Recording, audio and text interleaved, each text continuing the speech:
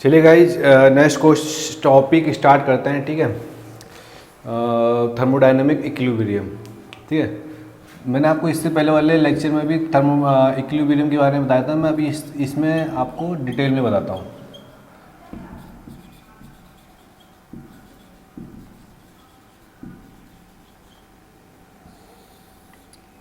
ठीक, क्या होता है कि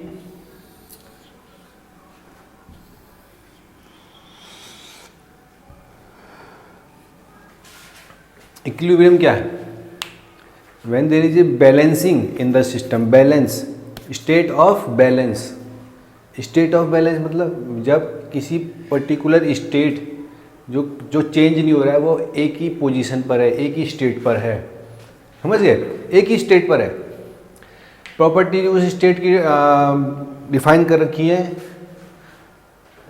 एक ही प्रॉपर्टीज हैं, मतलब चेंज नहीं हो रही है, पर्टिकुलर स्टेट पर है, किसी पर्टिकुलर प्रेशर टेम्परेचर पर है, यूनिफॉर्म पूरे सिस्टम में, कहीं चेंज नहीं है। तो देयर इज ए बैलेंस और स्टेट ऑफ बैलेंस। तो there is in equilibrium position, surrounding से कोई इंटरेक्शन नहीं, और पूरा जो प्रॉपर्टी वो यूनिफॉर्म है सिस्टम में। तो there is a balance in the system, balance of the state. This is the equilibrium. अब थर्मोडायनेमिक इक्विलिब्रियम की अगर हम बात करें थर्मोडायनेमिकली, तो ये चार तरीके से हम इसको डिसाइड करते हैं कि ये थर्मोडायनेमिक इक्विलिब्रियम पोजीशन पर है या नहीं। चार वेज हैं। पहला, थर्मल इक्विलिब्रियम होना चाहिए, थर्मल इक्विलिब्रियम होना चाहिए थर्मोडायनेमिक इक्विलिब्रियम होने के लिए। मैकेनिकल इक्विलिब्रियम, ठीक है। एक होता है फेस का इक्विलिब्रियम और एक है केमिकल इक्विलिब्रियम। ठीक है, थर्मल, मैकेनिकल, फेस और केमिकल। तो इक्विलिब्रियम पर होने चाहिए, पर अगर इक्विलिब्रियम पर नहीं है, क्यों, कैसे नहीं है? When there is a unbalance in the state, unbalance of the system, when there is a driving force, there is a gradient, particular gradient develop होगा, कोई ड्राइविंग फोर्स है जो अनबैलेंस को क्रिएट करेगा। ठीक है, किसी टाइप का मतलब कि डिफरेंस होगा प्रॉपर्टीज़ में, एक स्टेट से दूसरे स्टेट में, मतलब कोई सिस्टम है और वो सिस्टम में प्रॉपर्टीज यूनिफॉर्म है, पर कहीं किसी उस सिस्टम की किसी पोजीशन पर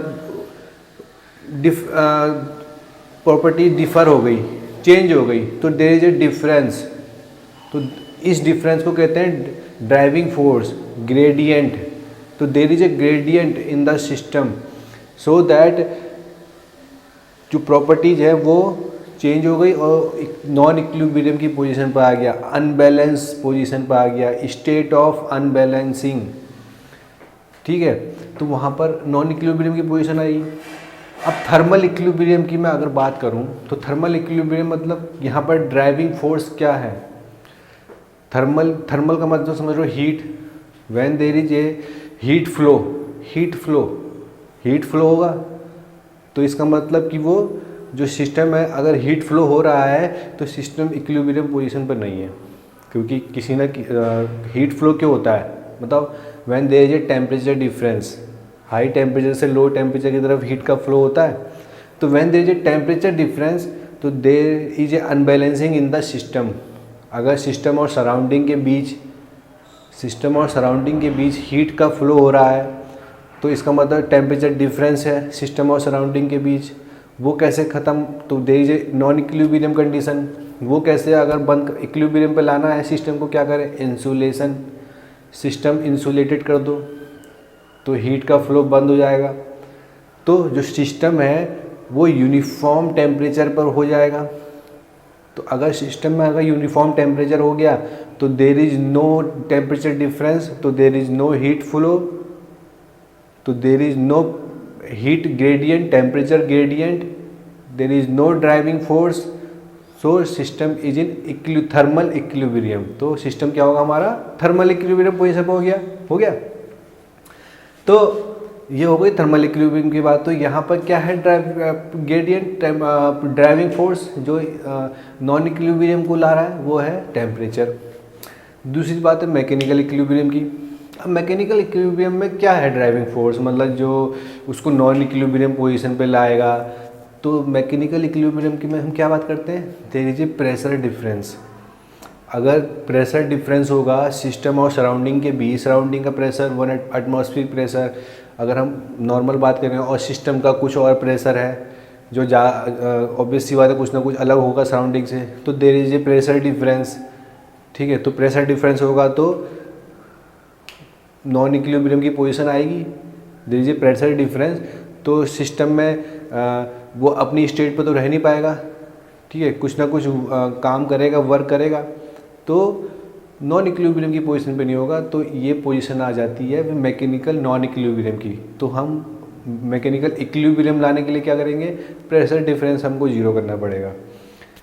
तो यहाँ पर जो ग्रेडियंट है, यहाँ पर जो ड्राइविंग फोर्स है जो उसको इक्विलिब्रियम की पोजीशन पे बचा सकता है, इक्विलिब्रियम की पोजीशन पे ला सकता है, जो नॉन इक्विलिब्रियम की पोजीशन पे ला सकता है, वो क्या है, प्रेशर। पर आपको पता है कि हम there is always pressure difference due to gravity. वहन आप जब मेरे यहाँ पर इस पोजीशन पर हो और ऊपर की तरफ जाओगे तो है नहीं, due to gravity, gravitational force की वजह से नीचे की तरफ जाओगे प्रेशर इंक्रीज होता है, ऊपर की तरफ जाओगे प्रेशर डिक्रीज होता है, ऑलवेज, समझ गए। तो वो हम मान के चलते हैं नेग्लिजिबल है हमारे सिस्टम के लिए, जो हम सिस्टम की बात करते हैं, ठीक है। तो ये आप हमेशा मान के चलें। फेस इक्विलिब्रियम, फेस इक्विलिब्रियम क्या होगा, अगर सिस्टम में हमारे दो फेस हैं, ठीक है, तो फेस इक्विलिब्रियम कब हम अटेंड कर पाएंगे, जब जो सिस्टम का फेस है वो उसका जो मास है वो इक्विलिब्रियम पोजीशन पर आ जाए, ठीक है, mass of the face is in equilibrium position. तो यहाँ पर जो अगर दोनों फेस हैं उनके जो मास हैं उनकी अगर वो इक्विलिब्रियम पोजीशन पर आ गए तो there is no non equilibrium condition. तो फेस इक्विलिब्रियम कब आएगा, जब दोनों फेस इक्विलिब्रियम पोजीशन पर होंगे, वह जब दोनों के मास इक्विलिब्रियम पर होंगे, ठीक है। और केमिकल इक्विलिब्रियम की हम अगर बात करें तो अगर केमिकल इक्विलिब्रियम कब होगा बताओ, जब कोई केमिकल सिस्टम है कोई आराम से है, कोई दिक्कत नहीं है, पर क्या हुआ अचानक केमिकल रिएक्शन हो गई। तो केमिकल रिएक्शन हुई तो केमिकल कंपोजिशन चेंज होगा, तो चेंज होगा तो वहाँ पर केमिकल चेंज होगा तो कोई ना कोई ड्राइविंग फोर्स हुआ, तो उसकी वजह से सिस्टम में अनबैलेंसिंग हुई, तो क्या हुआ फिर नॉन इक्विलिब्रियम कंडीशन आएगी। तो यहाँ पर क्या ड्राइविंग फोर्स कि केमिकल का रिएक्शन हो रहा है, केमिकल कंपोजिशन चेंज हो रहा है, ठीक है। तो हमको केमिकल रिएक्शन होने से बचाना है, तो जिससे हमारा सिस्टम अनबैलेंस ना हो, इक्विलिब्रियम पर हो। तो अगर ये चारों कंडीशन फॉलो होती हैं तो हमारा सिस्टम थर्मोडायनेमिकली इक्विलिब्रियम पोजीशन पर होगा, वरना कोई एक फेल होता है तो हमारा सिस्टम इक्विलिब्रियम पोजीशन पर नहीं होगा, ठीक है। तो ये बात हो गई थर्मोडायनेमिक इक्विलिब्रियम की। अब बात करते हैं थर्मल इक्विलिब्रियम की। जैसे आपको पता है काफ़ी टाइम पहले जब हमको हीट हम देख के पता, जैसे छू के पता करते थे कि ये हॉट है, ये कोल्ड है, ठीक है। कोई हॉट बॉडी है तो हम छू के पता, अच्छा ये गर्म हमको लग रहा है, ये हमको ठंडा लग रहा है, ठीक है। सेंस करके पता करते थे, इंसान सेंस करके पता कर लेता है, अभी भी पता करता है कि कौन सा हॉट है कौन सा कोल्ड है। पर क्या होता है कि आपने किसी गिलास में चाय का गिलास रखा और वो कुछ टाइम बाद ठंडा हो गया, कुछ टाइम बाद ठंडा हो गया। आपने कोई चिल्ड क्या कहते हैं पेप्सी की बोतल रखी, कुछ टाइम बाद वो नॉर्मल हो गई, गर्म हो गई, ऐसा होता है ना। तो वो इसलिए होता है, क्यों होता है, मैंने क्या कहा, थर्मल इक्विलिब्रियम हर कोई चाहता है कि वो अपनी इक्विलिब्रियम पोजीशन पर आ जाए ताकि आराम से हम बैठ सकें। ज़्यादा कोई ना चाहता परेशान होना, सब आराम से क्या कहते हैं कि हाँ यार चलो एक ऐसी स्टेट पे आना चाहते हैं जहाँ पर उनको कोई किसी टाइप का डिस्टर्ब ना हो, समझ गए। तो एक ऐसी स्टेट सब चाहते हैं, तो ऐसे ही वो चाय का गिलास भी चाहता है कि वो अपने जो उसकी सराउंडिंग है उसके साथ मेल जोल मिला के रहे, ठीक है। हमारे जो आसपास में लोग रहते हैं तो हम हमेशा उनसे मेल जोल मिला के रहते हैं ताकि कोई दिक्कत ना हो, कोई लड़ाई झगड़े की बात ना हो, आराम से बात जो हमारे आसपास जितने भी लोग हैं सबके साथ हम बात बना के चलते हैं। अब ऐसे ही वो चाय का गिलास है, वो अपने जो इन्वायरमेंट है, सराउंडिंग है, तो उसके साथ भाई मेल जो मिला के चल रहा है। उन्हें का चलो हम उसका टेम्परेचर थोड़ा ज़्यादा है, उसका थोड़ा कम है, चलो वो ज़्यादा गर्म है, गर्म तो वो कह रहा है कि चलो मैं भी थोड़ा ठंडा हो जाता हूँ और आपको भी थोड़ा, आप भी थोड़ा कंप्रोमाइज़ करो, मैं भी थोड़ा, हम मेल जो इक्विलिब्रियम पोजीशन पर आ जाते हैं। ऐसे ही पेप्सी का बोतल भी है, वो भी ज़्यादा ठंडा है और इन्वायरमेंट थोड़ा गर्म है, होने का थोड़ा भाई मेल जोल मिला के चलते हैं, इक्विलिब्रियम पोजीशन पर आते हैं। तो वो क्या होता है, जब वैन देयर इज तो वो थर्मल इक्विलिब्रियम पोजीशन पर आने चाहते हैं। तो थर्मल इक्विलिब्रियम पोजीशन कब अटेंड होती है, जब there is a temperature equality of temperature, मतलब दोनों का टेम्परेचर जब सेम होगा, जब सेम होगा तभी तो वो एक क्या कहते हैं, जब दोनों का टेम्परेचर सम होगा तो तभी तो थर्मल इक्विलिब्रियम पर आएंगे, समझे। तो थर्मल इक्विलिब्रियम आने के लिए सबसे ज़्यादा कौन सी महत्व चीज़ प्रॉपर्टी है, कौन सी है महत्वपूर्ण, टेम्परेचर, जो मटेरियल की प्रॉपर्टी पे भी डिपेंड करती है। अब देखो कोई अगर सेम टेम्परेचर पर हम एक मेटल है और एक लकड़ी का टुकड़ा है और एक मेटल का टुकड़ा है, सेम टेम्परेचर पर है और उसको छू के देखें तो आपको दोनों अलग अलग महसूस होंगे कि मेटल का टुकड़ा ज़्यादा गर्म लग रहा है, लकड़ी का कम लग रहा है, क्योंकि जो लकड़ी की प्रॉपर्टी कुछ अलग है और मेटल की कुछ अलग है, उसकी वजह से, ठीक है। तो वो मेटल की प्रॉपर्टी पे भी डिपेंड करता है। तो हम जो मेन बात है कि थर्मल इक्विलिब्रियम की पोजीशन किस पे डिपेंड करेगी, टेम्परेचर पर। तो फिर यहाँ से आया हमारा जीरोथ लॉ, ठीक है। जीरोथ लॉ हमने क्या कह दिया कि क्या कहा, जीरोथ लॉ कहाँ से, थर्मल इक्विलिब्रियम से निकल के आया। कैसे निकल के आया, दो बॉडी हैं, थर्मल इक्विलिब्रियम पोजीशन पर है दो बॉडी ए और बी, दो बॉडी ए और बी थर्मल इक्विलिब्रियम में, टेम्परेचर इक्वल है। थर्मल इक्विलिब्रियम मतलब इक्वलिटी ऑफ टेम्परेचर। तो ये बॉडी अगर बी किसी दूसरी बॉडी सी के साथ भी थर्मल इक्विलिब्रियम पोजीशन पर है सेपरेटली, मतलब अगर ए बॉडी बी के साथ थर्मल इक्विलिब्रियम पोजीशन पर है और बी और सी, मतलब बी का टेम्परेचर तो जो है तो है, दोनों थर्मल इक्विलिब्रियम पोजीशन पर है, और बी और सी भी थर्मल इक्विलिब्रियम पोजीशन पर है सेपरेटली, तो ए और सी भी थर्मल इक्विलिब्रियम पोजीशन पर हो, थर्मली इक्विलिब्रियम पर होंगे। ये कहता है जीरोथ लॉ ऑफ थर्मोडायनामिक्स, समझ गए। ए और बी किसी पर्टिकुलर थर्मल इक्विलिब्रियम पोजीशन मतलब इक्वलिटी ऑफ टेम्परेचर, दोनों का टेम्परेचर इक्वल, दोनों का टेम्परेचर इक्वल। बी और सी दोनों का टेम्परेचर इक्वल। आपको लग रहा होगा जब इन दोनों का टेम्परेचर इक्वल है तो जो टेम्परेचर बी का यहाँ, ठीक है, दोनों का टेम्परेचर इक्वल है, बी और ए और बी का, और बी और सी का भी टेम्परेचर इक्वल है, ए और बी का टेम्परेचर इक्वल है, बी और सी का टेम्परेचर इक्वल है, तो ए और सी का भी टेम्परेचर इक्वल होगा, समझ गए। तो ये होता है जीरोथ लॉ ऑफ थर्मोडायनामिक्स। अगर मैं इस बॉडी बी की जगह थर्मामीटर ले लूँ, अगर बॉडी बी की जगह थर्मामीटर ले लूँ तो ए का टेम्परेचर वो मेजर करेगा,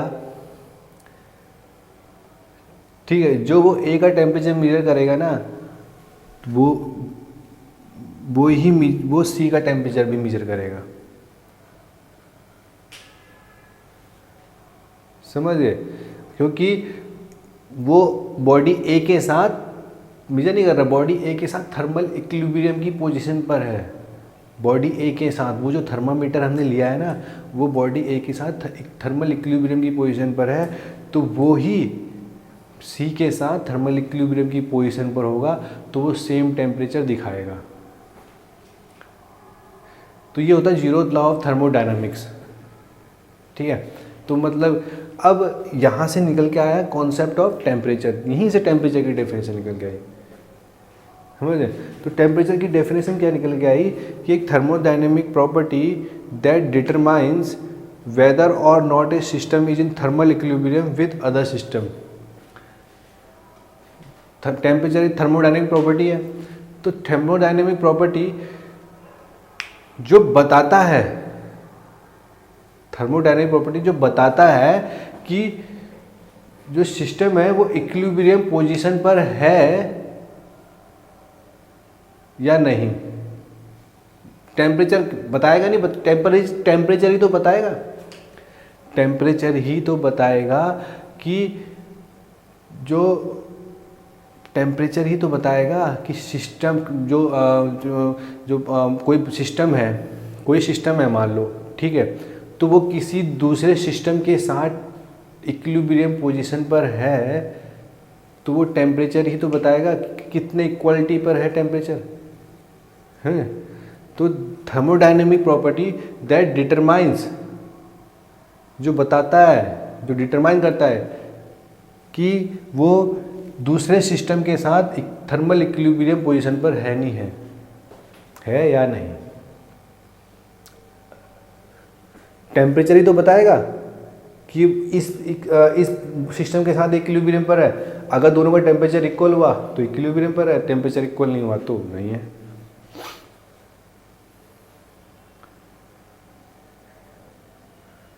समझ गए।